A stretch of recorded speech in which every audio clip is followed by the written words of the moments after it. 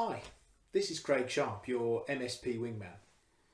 One of the things that may not come as a surprise to many of the smaller IT companies and MSPs out there is that one of the biggest topics that MSP and IT company owners want to talk about is the issue of marketing. Many of them feel that they have their technology businesses running pretty well. Many of them feel that they're offering good service to the customers that they have. But like many businesses, they all feel that they could do with more business and more opportunity. And therefore, marketing becomes something that they want to embark on pretty quickly. The challenge that you have when you're a small business is that the time and opportunity to carry out marketing activity is fairly small. And like many things in smaller businesses, there is a risk that they become very feast and famine. By that I mean there are periods where you do a lot of something and periods where you do very little. The problem with marketing is that really for it to be successful, it needs to be a consistent and underlying activity that goes along with your business on a regular basis. There are many businesses out there who will say, well, I've tried, and then insert a thing. So I tried an email campaign, I tried a social media campaign. Now what that means is I did it for a period of time and then I stopped. And that period of time for an email campaign could be, well, I did an email campaign for a week or a month and it didn't work, so I stopped. Or I did some social media activity and it didn't work, but I only did it for a week or I only did it for a month. So the key is to try to come up with a series of activities that you can have running along underneath your business with minimal amount of involvement that you need to take part in. In another video referenced below this video, you'll find a link to a conversation I have about single issue Twitter marketing. Now that in itself is a very singular issue, but part of a wider development that you can have within marketing, which is try to make sure that whatever it is you do can be done quickly with minimal intervention and over a regular period of time. So the single issue Twitter campaign that I talk about in the video linked below allows you to build a single campaign over a series of a week that will highlight a particular issue. Now, regardless of how that's done, watch the video to see how it is done. All you would need to do to get that is a piece of content and probably 30 minutes worth of uploading. Once you've done it, it then sits there and waits for it to roll out to Twitter. So if you were able to do one of those per week for 4 weeks, the total amount of time that you would need to get that done is probably 2 hours. So if you're breaking that down into a weekly arrangement, if you could attribute 30 minutes worth of time for a campaign to run over a month, don't you think that would be worthwhile? The benefit of that means that you also don't have to put aside a huge chunk of time, like a day or 2 days to get it done, because you won't have 1 day or 2 days to invest in that activity. The other thing is keep it going.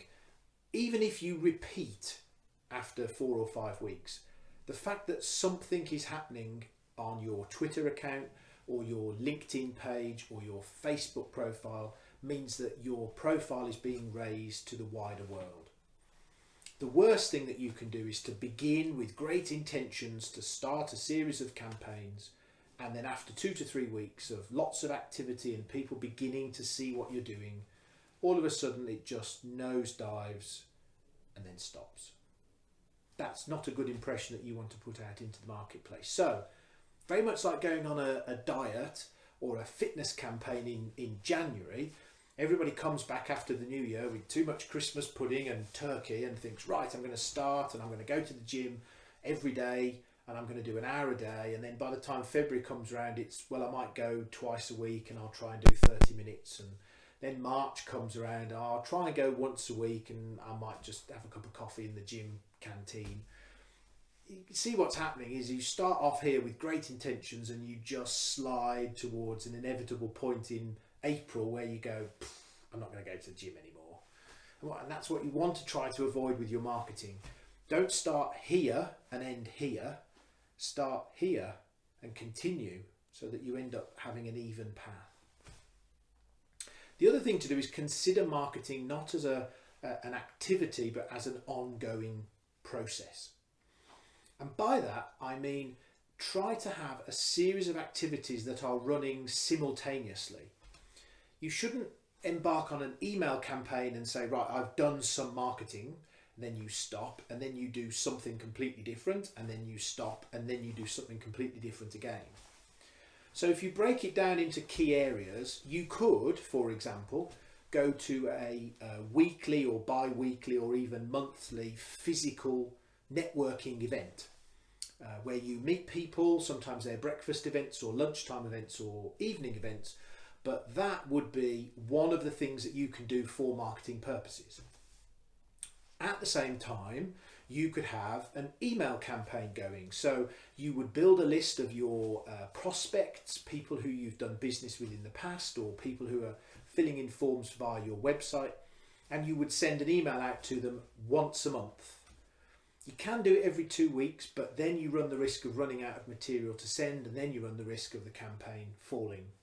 So maybe once a month, you could just send a very simple email that shows, here are the last 4 blog posts we've issued, and maybe they're of interest to you. But the email campaign is about keeping your name and company in front of somebody. So the fact that something goes to them every 4 weeks, personally, I don't think it's hugely important that that's new and innovative content.